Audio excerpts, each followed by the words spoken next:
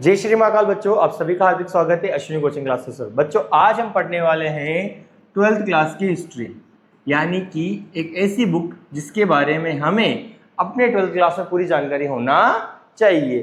12th class की जो history है बच्चों, इसकी कुल 3 किताबें हैं। पहली है प्राचीन, दूसरी मध्यकालीन और तीसरी कौन सी होगी? आधुनिक ही होगी। हमें ये समझना है कि जो 12th की हिस्ट्री है उसमें टोटल कितने पार्ट है? 12 पार्ट है। पर इनको हमें रटना नहीं है, क्योंकि रटने से क्या होता है, तुम आज तो पढ़ लोगे, फिर जब बोर्ड एग्जाम आएंगे तुम उसको क्या हो जाओगे, तुम भूल जाओगे। इसलिए मैं कहता हूं कि हमेशा रटना नहीं चाहिए, उसको समझना चाहिए, क्योंकि जो आज समझ लिया फिर वो आगे बढ़ लिया। मेरा मानना तो यही है। इसलिए आज हम शुरू करेंगे चैप्टर 1, जिसका नाम क्या है? ईटे मनके तथा अस्थिया। तुम्हारे सामने यही है, तो आप आराम से इसको समझना कि कैसे क्या होता है हिस्ट्री के अंदर, कितने नंबर में इससे गेन कर सकते हैं। देखो, हम जो पार्ट पढ़ रहे हैं उसका नाम है ईटे मनका तथा अस्थिया। ये प्राचीन समय से है, जब मानव का उद्भव हुआ था इस धरती के ऊपर। यानी कि हम बात तब की कर रहे हैं ईसा मसीह के जन्म के पहले से भी, यानी कि उस एरा की जिसे हम बोलते हैं बीसी, यानी कि बिफोर क्राइस्ट के। इसके अंदर हमें समझना पड़ेगा कि कैसे किस प्रकार से दुनिया में पहले मानव सभ्यता स्थित थी और उन्होंने किस चरण तक अपना विकास किया था। सभ्यता जो होती है बच्चों, उसका मतलब होता है सभ्यता मानव समाज का एक उन्नत चरण है, जहां लोग उचित स्तर के संगठन और आराम के साथ रहते हैं। यानी मानव समाज का वो चरण जहां लोग आराम और उचित स्तर और संगठन के साथ रह रहे हैं और अपना जीवन यापन कर रहे थे, उसी को हम क्या बोलेंगे? सभ्यता कहेंगे।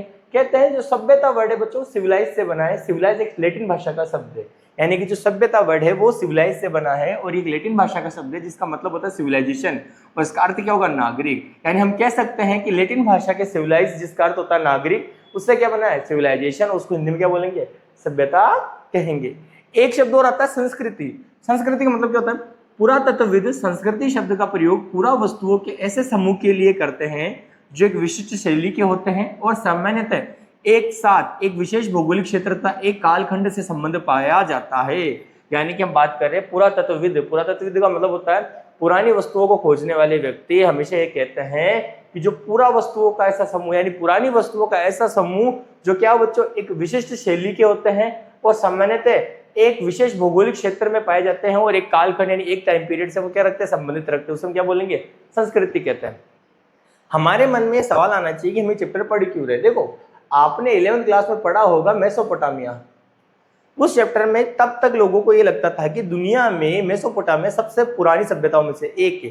पर जब हम 12वीं के अंदर आते हैं और 12वीं किताब जब हम उठाएंगे तो उसके अंदर पुरानी सभ्यताओं में सबसे ज्यादा पुरानी सभ्यता कौन सी? वो है हड़प्पा सभ्यता। अब ये क्या हुआ है, कैसे हुए, समझते। देखो, होता क्या है बच्चों, जैसे जैसे मानव सभ्यता आगे बढ़ती गई वैसे वैसे खोजबीन होती गई और इसी के तहत एक एक सभ्यता सामने आई थी।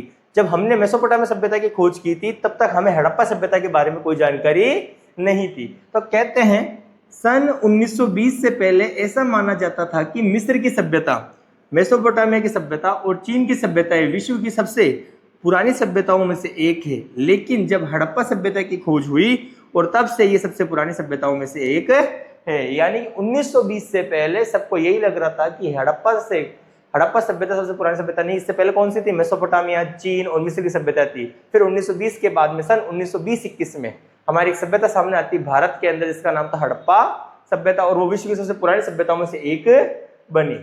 हड़प्पा सभ्यता की जो कहानी है बच्चों, वो रोमांचक है। कहते हैं सन 1856 होता क्या? 1856 के अंदर एक व्यक्ति जिसका नाम था चार्ल्स मेसन, उसके द्वारा लाहौर से कराची, जो वर्तमान में कहां पर है? पाकिस्तान में, पर उस समय में वो भारत का हिस्सा थे, वहां पर रेलवे लाइन का निर्माण करने जा रहे थे। अब रेलवे लाइन के निर्माण के लिए उस समय सबसे ज्यादा क्या चाहिए होती थी? ईंटें। और हमें पता है कि जो ये एरिया है ये कौन सा है? रेतीला एरिया था। उस रेतीले एरिया के अंदर बहुत सारी मिट्टी थी जिसको खोद कर क्या बनाई जा रही थी? ईंटें बनाई जा रही थी। जब उसने अपने मजदूरों को, अगर मैं अपनी भाषा में समझाऊं तो वो एक तरह से ठेकेदारी है, और उसने अपने मजदूरों को कहा कि मैं जा रहा हूं लंच पर और तुम क्या करोगे? अब ईंट बनाओगे। ईंट कौन सी होगी बच्चों? कच्ची। कच्ची ईंट की प्रोसेस क्या होती है कि उसको गीला करो और एक साँचे में डालो और उसको धूप में सुखा दो। पक्की ईंट की प्रोसेस क्या होती है कि उसको साँचे में डालो, गीला करके उसको फिर सुखाने के बाद उसको कहाँ डालोगे? भट्टे के अंदर डालोगे, नहीं ईंटों के भट्टे में डालोगे, जब वो गर्म होगी पकेगी। ठीक है, ये तो था इसका। अब उसने अपने कर्मचारियों को कह दिया कि तुम जाके अब ईंटों का निर्माण करो, मैं चला रोटी खाने या लंच पे जाता हूँ। जब वो वापस आया तब देखा कि जो सड़क यहाँ से, मतलब जो रेलवे लाइन थी वो यहाँ थी, वो बहुत आगे जा चुकी है। तब उसने अपने वर्कर से पूछा कि ये क्या हुआ? तब वो ये कह सकते हैं कि जो हमें, जब हम खुदाई कर रहे थे, हमें वहां से क्या मिली? एक ईंटें मिली है। और जो ईंटों का साइज था बच्चों वो क्या था 4:2:1। तो याद रखना आपके हड़प्पा सभ्यता की ईंटों का साइज ही क्या है 4:2:1। तो कहानी से मैं ये समझाना चाह रहा हूं कि चार्ल्स मेसेन को सन 1856 में ही हड़प्पा मिल चुकी थी, पर उसने इसकी खुदाई वहीं पर रोक दी और ईंटों का निर्माण वापस से बंद करा दिया। मतलब ईंटें जो मिली थी उसे वापस से दफना दी और रेलवे लाइन का निर्माण शुरू कर दिया। कहते हैं सन 1856 में पंजाब जो वर्तमान पाकिस्तान में रेलवे लाइन लाहौर से कराची का कार्य चल रहा था। मिट्टी की खुदाई में सभ्यता की ईंटों का मिलना हुआ था, यानी जो ईंटें मिली थी वो उस समय मिली थी। उसका अनुपात क्या था 4:1। अब तुम्हें याद रखना ये जो अनुपात है 4:2:1 ये हड़प्पा सभ्यता की ईंटों का साइज है और ये तुम्हारे लिए क्वेश्चन है वो भी इंपॉर्टेंट, ये पूछा जा सकता है। अब अच्छे से एक बार इसको नोट कर ले फिर आगे बढ़ते हैं।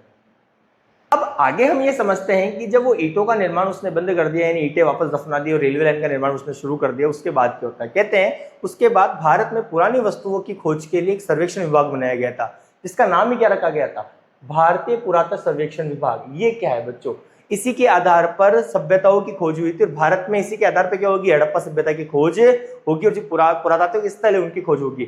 अब कहते हैं भारतीय पुरातत्व सर्वेक्षण विभाग 1861-62 में बना था। उसका जो मुख्यालय था वो कहाँ हुआ था कोलकाता में हुआ था।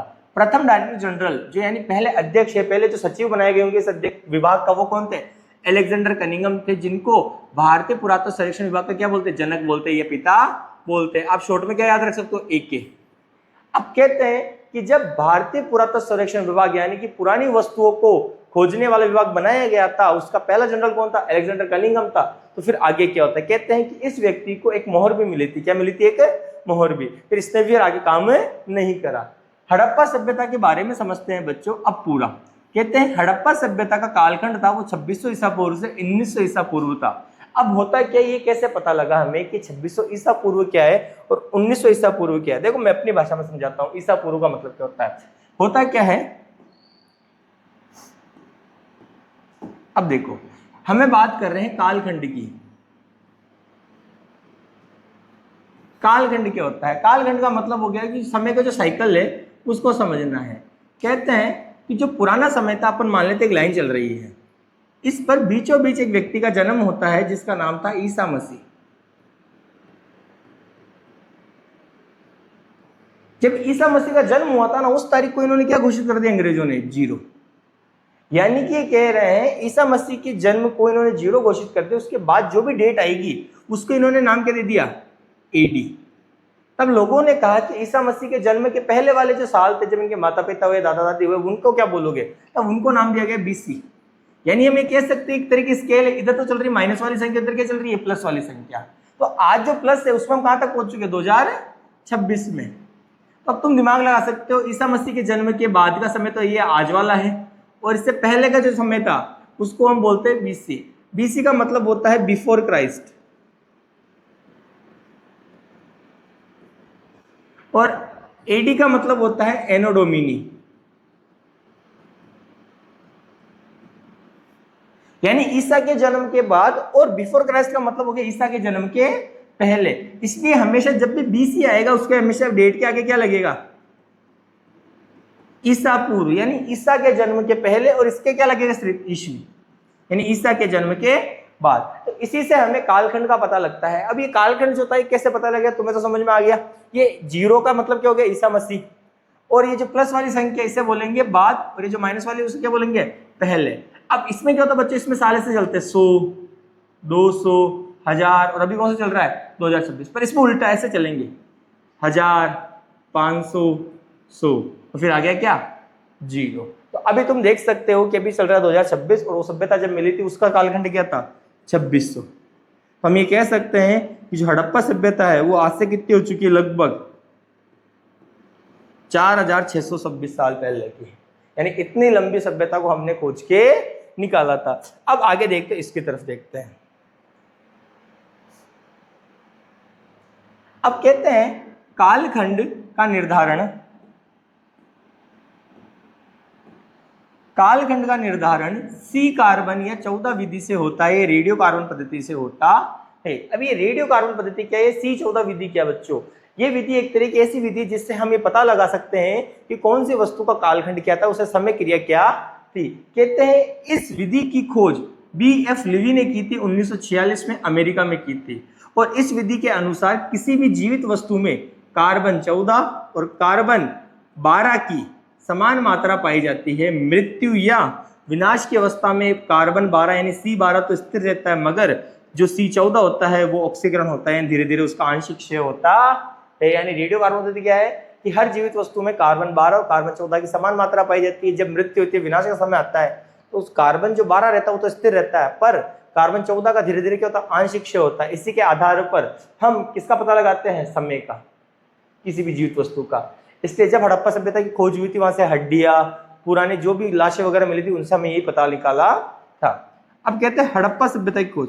इस सभ्यता की खोज सन 1921-22 के में राय बहादुर साहनी ने की थी, राय बहादुर दयाराम साहनी। इस सभ्यता की खोज का नेतृत्व किसने जाता है, जॉन मार्शल। अब ये कौन है बच्चों, जॉन मार्शल उस समय, किस समय का, इस वाले समय में भारतीय पुरातत्व सर्वेक्षण विभाग के क्या थे, डायरेक्टर जनरल थे। और इन्हीं के आदेश पर डॉक्टर दयाराम साहनी या राय बहादुर दयाराम साहनी ने हड़प्पा सभ्यता की खोज की थी। नामकरण क्यों था, अब आप इसको हड़प्पा क्यों कह रहे, देखो कहते हैं जिस स्थान पर इस सभ्यता की सर्वप्रथम खोज हुई थी वह स्थान वर्तमान में कहां पर है, पाकिस्तान में है। और इसी कारण इसका नाम क्या रख दिया गया, हड़प्पा सभ्यता रख दिया गया, क्योंकि उस गांव का नाम भी क्या था, हड़प्पा ही था। उस गांव में जब यह सभ्यता के आसपास के क्या मिले थे, अवशेष मिले थे, तो इसको क्या नाम दे दिया, हड़प्पा सभ्यता दे दिया। इसको आप एक बार अच्छे से नोट कर लो, फिर आगे बढ़ते हैं। अब देखो कि जो हड़प्पा सभ्यता है उसके अन्य नाम क्या है। अन्य नाम का मतलब हो गया बच्चों कि उसके दूसरे यानी निकनेम्स और क्या क्या हो सकते हैं, वो क्या है, इसे सिंधु सभ्यता कहते हैं। क्योंकि जो हड़प्पा सभ्यता है बच्चों, सिंधु नदी के किनारे पाई गई थी। पर आपने जो छोटी क्लासों में तो पढ़ा होगा कि जो मानव बस्तियां बसी थी वो किसके किनारे बसी थी, पानी के किनारे बसी थी। जो हड़प्पा सभ्यता बसी थी वो किसके किनारे थी, सिंधु सभ्यता के किनारे। इसका दूसरा नाम है कांस्य युगीन सभ्यता। अब कांस्य युगीन सभ्यता का मतलब क्या होता है कि वहां पर कांसा धातु होती है वो बहुत ज्यादा पाई गई, उसके जो वस्तु होती है जिसके भी बर्तन वगैरह होते हैं वो कांसे के ज्यादा पाए गए, इसलिए इसको क्या बोलते हैं, कांस्य युगीन सभ्यता बोलते हैं। एक और इसका नाम है सरस्वती सभ्यता, क्योंकि ये सरस्वती नदी के किनारे पाई गई थी। याद रखना, इस संस्कृति के पहले तथा बाद में भी संस्कृतियों का अस्तित्व था, जिन्हें क्रमशः आरंभिक हड़प्पा तथा परिवर्ती हड़प्पा कहा जाता है। और हड़प्पा सभ्यता को क्या बोलते हैं, विकसित हड़प्पा संस्कृति कहा गया है। यानी कि जब हमने जो खोजी थी वो कौन सी थी, 2600 ईसा पूर्व से 1900 ईसा पूर्व वाली, यानी कह रहे इससे पहले भी हड़प्पा सभ्यता होगी। तो जो वो थी उसे क्या बोलेंगे हम, उसे हम बोलेंगे आरंभिक हड़प्पा सभ्यता। और इसके जो बाद में थी उसे हम क्या बोलेंगे, परिवर्ती हड़प्पा सभ्यता। और जो हमने खोजी थी कौन सी, 2600 से लेकर 1900 वाली, उसे हम क्या बोलेंगे, विकसित हड़प्पा संस्कृति। समझ में आ गया। अब हम ये समझेंगे कि जो हड़प्पा है उसका विस्तार कितना है, यानी वो लंबाई चौड़ाई कितनी है। देखो ये कहते हैं कि जो हड़प्पा सभ्यता है वो उत्तर में एक जगह है मांडा, जो कहां पर है, जम्मू कश्मीर में है। वो वहां से लेके दक्षिण में है देमाबाद, दक्षिण कहां पर है, देमाबाद में, महाराष्ट्र के अंदर तक फैली हुई थी। और फिर पूर्व में आलिमगीरपुर से उत्तर प्रदेश में थी, जो जहां से फैली हुई थी। पश्चिम में कहां पर, सूत का गेंडोर बलूचिस्तान, जो आज कहां पर है, पाकिस्तान में थी। यानी कि अगर तुम इसे मैप में देखोगे मेरे तरीके से, तो मैप कैसे बना सकते हैं हम, ऐसे देखो,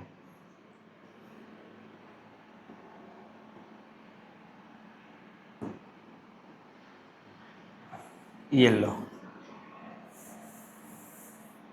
ये लो, यानी प्लस का साइन है। जो तुम्हारा सर है वो तुम्हारे लिए क्या है, उत्तर है। तुम्हारे पैर क्या है, वो तुम्हारा दक्षिण है। तुम्हारा सीधा हाथ वो क्या हो गया, पूर्व। और तुम्हारा उल्टा हाथ जिस काम में आता है वो तुम्हें पता है, वो क्या है, पश्चिम है। यानी ये कह रहा है कि जो सभ्यता थी ये उत्तर में कहां तक थी, मांडा। मांडा कहां पर है, जम्मू कश्मीर के अंदर, ये मान लो। दक्षिण में कहां से, दै से दक्षिण, दै से देमाबाद। देमाबाद कहां पर है, महाराष्ट्र के अंदर। पूर्व के अंदर बच्चों ये कहां तक थी, आलिमगीरपुर, ये कहां पर है, यूपी के अंदर है। और पश्चिम के ये जो थी, ये थी सूत का गेंडोर,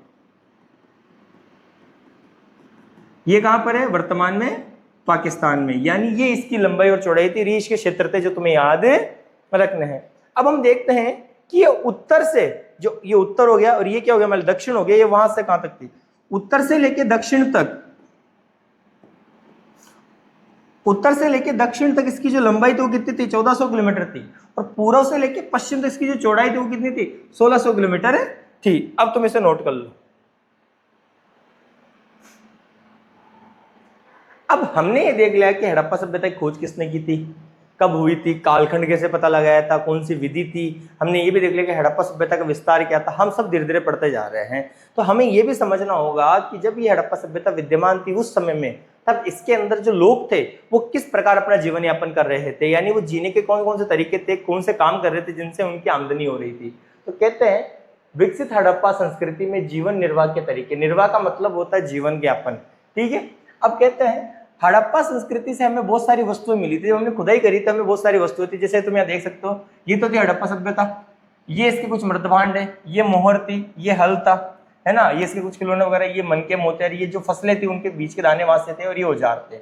ये कुछ पहनने की वस्तुएं थी जिसे हम बोलते हैं मनके, या जो भी तुम समझ सकते हो। देखो, आवास मिले थे, मृतभांड मिले थे, आभूषण, हाँ ये आभूषण हो गए, ये औजार मिले थे, और क्या मिली थी, मोहर मिली थी। कहते हैं नोट, ये सबसे इंपॉर्टेंट है तुम्हारे लिए।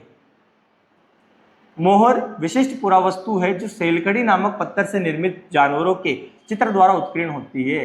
यानी जो मोहर होती है बच्चों, वो किस पत्थर से बनती है, सेलकड़ी नामक पत्थर से बनती है, और उसके ऊपर फिर कुछ चित्र अंकित होते हैं जानवरों के, जिससे पता लगाया जा सकता है इस व्यक्ति द्वारा कोई पार्सल हमें भेजा गया था। अब ये क्या होता है, तुमने सील सुनी होगी, थप्पा, स्कूल में लगता ना कॉपी पर, वैसे ही एक पत्थर के ऊपर जो मुलायम होता है उस पर जानवर की आकृति उकेरी जाती थी, और उसको कोई सामान भेज रहा, मान लो मैंने कोई सामान भेजा, तो मैं उसको क्या करूंगा, एक बेक लूंगा, उसके अंदर उसके ऊपर गांठ लगाई, उसके ऊपर फिर मैं चिकनी मिट्टी लगाऊंगा और सील को दाग दूंगा। यानी जो मेरा जो चित्र था, अंकित था उसमें जानवर का, वो क्या हो गया, उस पर छप गया है। अब जब तक वो किसी के पास पहुंचेगा, मान लो मैंने यहाँ से किसी को अजमेर भेजा, अब अजमेर पहुंचा, उस चित्र को अगर कुछ भी नहीं है, उस मिट्टी के ऊपर किसी ने कुछ छेड़छाड़ नहीं हुई, तो इसका मतलब क्या, सामान के साथ भी कोई छेड़छाड़ नहीं हुई है। तो इसलिए वो मोहर बहुत इंपॉर्टेंट थी हड़प्पा सभ्यता में। और ये जो मोहर थी ये किसको मिली थी, अलेक्जेंडर कनिंघम को मिली थी उस समय, सन 1875 में। ये वस्तुएं अफगानिस्तान, जम्मू, बलूचिस्तान, गुजरात जैसी लंबी दूरी के क्षेत्रों में भी मिली थी। यानी ये जो वस्तुएं थी इतनी सारी, ये इन वस्तुओं का विस्तार इतनी दूरी तक था। विकसित हड़प्पा संस्कृति में निर्वाह के तरीके, यानी जो हमने हड़प्पा संस्कृति खोजी थी उसमें जीवन यापन के क्या क्या तरीके थे। देखो, पहला तरीका सबको पता होगा, कृषि, दूसरा पशुपालन, और तीसरा कौन सा है, शिल्पकारी। कृषि क्या होता है, हड़प्पा सभ्यता के अधिकांश लोग कृषि पर निर्भर थे। यानी जो हड़प्पा संस्कृति थी उसके अधिकांश लोग किस पर निर्भर थे, कृषि पर, खेती बाड़ी करके अपना जीवन यापन कर रहे थे। हड़प्पा सभ्यता से प्राप्त जले अनाज के दानों तथा बीजों से जानकारी प्राप्त करनी थी। और हमें जब हड़प्पा सभ्यता की खोज हुई थी, जो मृतभांड थे उसमें कुछ अनाज के दाने अभी भी पड़े हुए थे, जिनसे हमें पता लगा कि हड़प्पा सभ्यता के लोग क्या क्या खेतीबाड़ी करते थे। पेड़ पौधों से प्राप्त उत्पाद तथा जानवरों की, जिनमें मछली भी शामिल है, वो उनसे अपने जीवन यापन करते थे। गेहूं, जौ, दाल, सफेद चना तथा तिल, बाजरे के दाने गुजरात के स्थलों में, चावल के दाने कम पाए गए हैं। यानी ये जो थे ना, गेहूं, जौ, दाल, चना, ये तो सब पाया गया है, पर चावल के दाने वहां पर कम पाए गए हैं। चोलिस्तान, अब सबसे बड़ा अजीब सा शब्द है चोलिस्तान। देखो, ये पाकिस्तान का एक वो हिस्सा है जिसे हम, जो हमारे हिस्सा ना राजस्थान के अंदर जिसे हम मरुस्थल बोलते हैं, उसे हम बोलते हैं थार का मरुस्थल, पर वहीं बेवकूफ जो पाकिस्तान है उसको क्या बोलते हैं, चोलिस्तान। अजीब सा नाम रख रखा है। तो चोलिस्तान से तुम्हें याद रहना पड़ेगा, ये जो चोलिस्तान वर्ड है इसका मतलब हो गया पाकिस्तान के अंदर जो स्थित था ना रेगिस्तान, उसे बोलते चोलिस्तान। बनावली, हरियाणा में मिट्टी के हल के प्रतिरूप मिले थे। यानी कि चोलिस्तान, बनावली, बनावली कहाँ पर है, हरियाणा में। यहाँ पर क्या मिले, मिट्टी के हल, ये वाले, इसके क्या मिले हमें, प्रतिरूप मिले, यानी उसके छोटे छोटे हमें अंश मिले। मोहरों पर रेखांकन एवं मृण मूर्तियों पर वृषभ बैल की जानकारी का अंत है। हमें जो होता है बच्चों, मोहर जो होती है ना, हमें सील, उसके ऊपर हमें क्या मिली है, और जो मृण मूर्ति होती है उसमें क्या मिला, वृषभ यानी बेल का चित्र मिला है। इससे हमें कह सकते हैं कि खेत जोतने के लिए बैलों का प्रयोग हुआ था। फसलों की कटाई के लिए लकड़ी के हत्थों में पत्थर के फलकों या धातु के औजारों का प्रयोग हुआ था। यानी फसलों की कटाई के लिए जो फल होते हैं, फलक होते हैं, पत्थर को तीखा करके उसके लकड़ी के हत्थों में लगाया गया और उससे कटाई की गई थी। तो ये औजार वगैरह तुम सब देख लेना, इसको आराम से अच्छे से नोट करो। अब जब हम बात कर रहे थे कि वहां पर धातुएं पाई गई थी, तो छोटा सा टॉपिक है जिसको मैंने थोड़ा सा अलग रखा है नोट करके, वो समझना कि वहां पर हमने धातु की बात करी थी, कांसा। देखो, आज के बच्चों को ये नहीं पता है कि किस धातु को किस लेवल पर गर्म करने पर वो पिघलेगी। तो पर उस समय, आज के लगभग 4000 साल पहले लोगों को पता था कि किस धातु को गर्म करने पर वो किस तरीके से पिघलेगी। तो कहते हैं कांसा एक मजबूत धातु होती है बच्चों, और सबके घर में कांसे का बर्तन जरूर होता है। कांसा किससे बनता है, तांबा और टिन को मिलाने से क्या बनता है, कांसा बनता है। यानी कि तांबा को और टिन को जब गलाकर आप मिलाओगे गर्म करने पर, तब क्या बनेगा, कांसा बनेगा। तो कहते हैं हड़प्पा सभ्यता का नामकरण ही क्या कर दिया गया था बाद में, कांस्य युगीन सभ्यता कर दिया गया था, क्योंकि वहां पर जो सबसे ज्यादा धातु मिली थी कौन सी थी? कांसा था। अब आप सोचो एक बार कि इतनी ज्यादा पुरानी सभ्यता को ये पता था कि तांबा कहां से मिलेगा और टिन कहां से मिलेगा, और उसको मिलाने पर क्या बनेगा? कांसा बनेगा।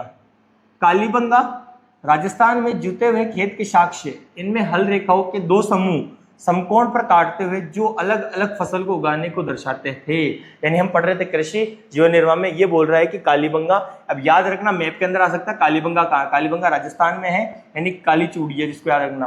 कालीबंगा में जुते हुए खेत के साक्ष्य मिले हैं जहां पर दो समकोण रेखाएं थी, यानी खेत इस तरीके से काम कर रहा था, यानी कि कितनी, हर रेखा किस डिग्री पे काट रही थी? 90 डिग्री पे एक दूसरे को काट रही थी। हड़प्पा स्थल अर्ध शुष्क थे जहां सिंचाई की क्या थी? आवश्यकता थी। या जहां पर हड़प्पा स्थल थे वो रेगिस्तानी इलाका ही था, वहां पर हमें सिंचाई की आवश्यकता ज्यादा थी। कहते हैं शोरतुगई अफगानिस्तान में नहरों और कुएं से सिंचाई की जाती थी, उसके अवशेष मिले हैं। और धोलावीरा कहां पर है? गुजरात। कृषि एवं जल संचयन के लिए जलाशयों का प्रयोग किया जाता था। यानी ये कह रहा है कि जो शोरतुगई है ये ऐसा होगा, शोरतुगई अफगानिस्तान के अंदर नहरों और जलाशय के हमें अवशेष मिले, जिससे पता लगता है कि उस समय भी खेतीबाड़ी किससे की जाती थी? जलाशयों और कुओं से सिंचाई करके। और जो धोलावीरा है बच्चों वो कहां पर? गुजरात के अंदर, वहां पर कृषि और जल संचयन यानी जल को इकट्ठा करने के लिए जलाशयों का निर्माण किया गया, तो उसके भी अवशेष मिले हैं। और आगे हम पढ़ेंगे बच्चों कौन सा? पशुपालन। अब पशुपालन सब जानते हैं, जानवरों की हड्डियों के अवशेष से प्राप्त जानकारी। यानी हमें कैसे पता लगा था कि पशुपालन क्या होता है? कि जब हमने वहां पर खुदाई करी थी तो हमें बहुत सारे जानवर मिले थे, उससे हमें पता लगा कि यहाँ के लोग अपने जीवन के लिए पशुपालन करते हैं। दो तरह के पशु हो सकते हैं, एक तो पालतू पशु, देखो वो कौन सा थे? हड़प्पा सभ्यता के लोग जानवरों को पालते थे, जैसे कि मवेशी, भेड़, बकरी, भैंस, सुअर की हड्डियां आदि। इनसे हमें पता लगता है कि ये जानवर वहां पे पाले जाने वाले थे। नोट याद रखना, गाय पालने के कोई भी साक्ष्य नहीं मिले हड़प्पा सभ्यता में, ये नोट करके याद। जंगली प्रजाति में कौन से थे? सुअर थे, हिरण थे और घड़ियाल थे, ये इनकी भी हड्डियां में मिली है। अब आपके लिए ये तो था नॉर्मल, और ये थोड़ा सा इंपॉर्टेंट है आपके लिए, ये याद रखना, नोट में याद रखना कि पुरा वनस्पति विद क्या होते हैं? जो प्राचीन वनस्पति के अध्ययन के लिए विशेषज्ञ होते हैं उन्हें हम क्या बोलते हैं? पुरा वनस्पति विद। यानी पुरानी वनस्पति की खोजबीन करके उसके स्पेशलिस्ट मतलब एक्सपर्ट बनते हैं, उन्हें क्या बोलेंगे हम? पुरा वनस्पति विद। पुरा प्राणी विज्ञानी या जीव पुरातत्वविद क्या होते हैं? ये प्राचीन समय के जीवों का अध्ययन करते हैं, उन्हें हम क्या बोलेंगे? पुरा प्राणी विज्ञानी। यानी कि जिन हड्डियों से हमें पता लगा था कि यहाँ पे ये अवशेष मिले हैं, उनकी खोज किसने की थी? ये पुरा प्राणी विज्ञानी ने। ठीक है, अब ये नोट कर लेना, आगे देखो।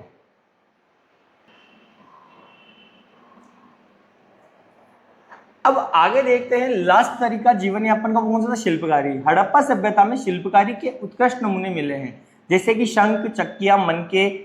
ये क्या बाट होगा बच्चों? याद रखना ये बाट है, बाट, मृतबाण, भवन आदि। यानी कि जो लोग वहां पर जीवन यापन करते थे उसमें एक सबसे फेमस चीज क्या थी? शिल्पकारी। शिल्पकारी क्या होती है? हाथों से कुछ चीजों का निर्माण करना, यानी मकान वगैरह बनाना, शंख बनाना, चक्किया बनाना, मंके, बाट आदि, ये क्या शिल्पकारी में आएंगे। हड़प्पा सभ्यता के मोहनजोदड़ो स्थल में अवतल चक्किया मिली है। ये जो मोहनजोदड़ो है ये हम कल पढ़ेंगे आने वाले पार्ट 2 के अंदर। इसमें हम समझेंगे कि मोहनजोदड़ो क्या था, उसमें क्या मिली? अवतल चक्किया मिली है। ये बड़ी संख्या में प्राप्त हुई थी। ये अनाज तथा मसाले पीसने के काम आती थी। यानी जो चक्की आती, चक्की तो तुम जानते ही हो, मसाले और अनाज पीसने के काम में आती थी। ये कठोर, कंकरीले, आगन्य और बलुआ पत्थर से निर्मित होती थी। इनका तल क्या होता था? उत्तल होता था। ये जमीन में गाड़ने में क्या होती थी बच्चों? सहायक होती थी। यानी जो चक्की थी वो इस प्रकार की होती थी जिससे जमीन में गाड़ा जा सकता था। चक्कियां कितने प्रकार की होगी? 2 प्रकार की। पहला, एक वह जिसमें एक छोटा पत्थर आगे पीछे चलाकर अनाज पीसा जाता था। अभी तुम जानते छोटा पत्थर लेके आगे पीछे चलाते थे, उसे क्या बोलते हैं? अनाज पीसने के लिए। वो तो एक प्रकार चक्की का। दूसरा क्या है? दूसरी वह जो मसाला कूटने के प्रयोग में ली जाती थी। इन्हें खरलव प्याल भी कहा गया था। अब सबसे इंपॉर्टेंट चीज है आपकी किताब अर्नेस्ट मेके, जिसने किताब लिखी थी 1937 में, उसका नाम क्या है? Further excavation at Mohenjodaro. इस किताब को आपको याद रखना है। ये किताब किसकी तरफ कब लॉन्च हुई थी? 1937 में। फर्दर एक्सकवेशन एट मोहनजोदड़ो किसने लिखी थी? अर्नेस्ट मेके ने लिखी थी। और आज के लिए हमारे पास इतना ही टॉपिक है। आने वाले पार्ट में हम पढ़ेंगे इसके बारे में। ये रहा मोहनजोदड़ो, कि मोहनजोदड़ो की खोज किसने की थी, कब की थी, मोहनजोदड़ो के अंदर विशेषताएं क्या थी, वगैरह वगैरह। और आपको याद रखना कि जो शिल्पकारी में जो चीजें बनाई गई थी वो क्या थी? शंख थी, चक्कियां थी, मनके थे, बाट। बाट किस काम आते थे? वजन तोलने के लिए। मृतबाण थे और भवन थे। आई होप आपको समझ में आ रहा होगा। आप इसी तरीके से हमारे साथ जुड़िए और ज्यादा से ज्यादा क्या है इसको शेयर करें, ताकि और भी बच्चे हमसे जुड़े पाए। धन्यवाद।